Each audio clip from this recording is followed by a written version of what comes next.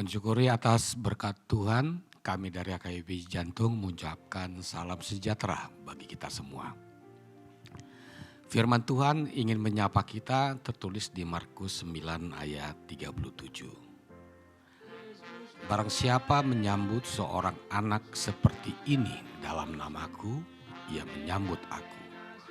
Dan barang siapa menyambut aku, bukan aku yang disambutnya, tapi dia yang mengutus aku. Saudara yang dikasihi Tuhan, anak-anak biasanya selalu dikesampingkan bila berada di tengah-tengah orang dewasa. Karena anak-anak itu membuat repot berada di lingkungan orang dewasa. Anak-anak tidak dapat membantu pekerjaan orang dewasa, tidak dapat memberi solusi bila terjadi suatu permasalahan. Dunia anak adalah dunia bermain, dunia penuh kegembiraan dan keceriaan.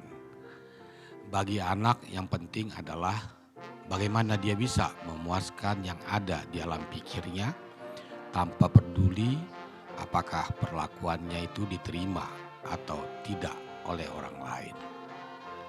Bayi yang haus dan lapar akan menangis kencang-kencangnya tanpa peduli kalau orang yang di sekitarnya sedang beristirahat. Anak-anak yang sedang bermain akan berteriak-teriak bila sedang gembira tanpa peduli kalau suaranya itu membuat bising orang dewasa. Bahkan pada saat bermain, anak-anak tidak peduli ada bahaya mengancam dirinya. Pada saat mereka bermain tidak memikirkan status dari kawan-kawannya, baik itu kaya atau miskin, apakah dia kulit hitam atau kulit putih. Itu semua kepolosan berpikir anak terhadap lingkungannya. Tuhan Yesus sedang mengajarkan kepada murid-muridnya bagaimana sikap hidup orang-orang yang mengikut dia.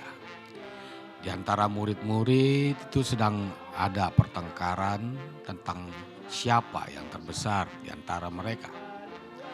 Rupanya mereka berharapan apabila dekat dengan Tuhan Yesus mendapat tempat yang terbaik kelak di tempat yang disediakan Tuhan. Kejadian seperti ini sering terjadi di tengah-tengah gereja, di mana para pengurus gereja saling bertengkar hanya karena mencari jabatan gereja. Pekerjaan di gereja bukanlah sebuah kekuasaan, melainkan pelayanan.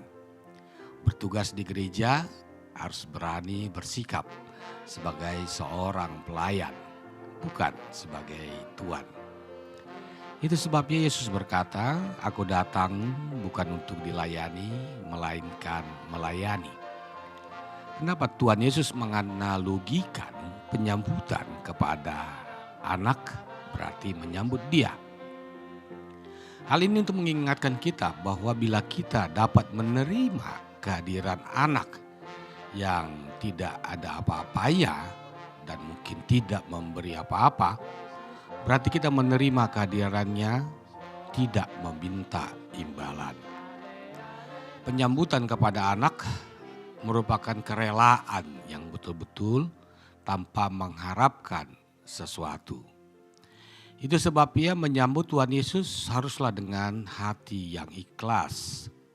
Melayani Tuhan dengan ikhlas, bukan dengan mengharapkan lebih. Barang siapa yang menyambut Tuhan Yesus berarti menyambut Dia yang mengutusnya, yaitu Bapa yang di surga. Bapa yang di surga yang kita sambut, Dialah yang dapat berkuasa dan memberi kepada kita apa yang kita mohon. Kekuasaan yang ada pada Bapa tidak ada yang dapat melebihi kekuasaan yang ada di dunia ini. Di minggu-minggu Advent ini, marilah kita mempersiapkan penyambutan peringatan hari kelahiran Tuhan Yesus. Mempersiapkan Natal bukan hanya mempersiapkan pernak-pernik Natal saja. Mempersiapkan menyambut Natal berarti mempersiapkan kehadiran Sang Juru Selamat hadir ke hati dan hidup kita.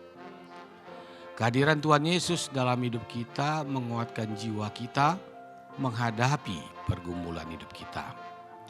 Terlebih saat kita menghadapi pandemi COVID-19. Tunduk kepada aturan yang dibuat oleh pemerintah. Hidup menurut protokol kesehatan dengan sering mencuci tangan, memakai masker, dan menjaga jarak.